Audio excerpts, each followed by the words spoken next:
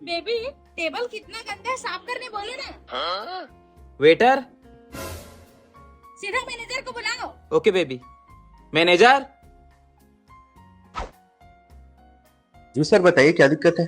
आप मैनेजर हो? देखो टेबल कितना गंदा है, ऐसे मैनेज कर रहे हो? साफ कराओ यार इसे। Sir 2 minute. वेटर इधर आओ। क्या हुआ सर?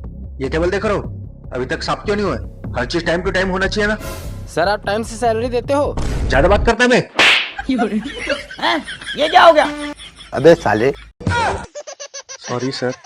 सॉलिड तुमको तो मैं बाद में दिखूंगा। सर बेसिन उधर है, हाथ मुंह धो लीजिए।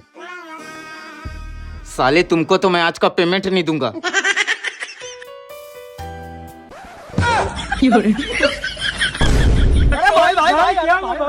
अम्मा बहन पे आ जाऊंगा मैं इनकी। एक्सट्रीमली सॉरी सर, मैं बहुत शर्मिंदा हूँ। एक काम करिए सर, आप जब भी आएंगे आपके लिए 5 प्लेट बिरयानी फ्री रहे।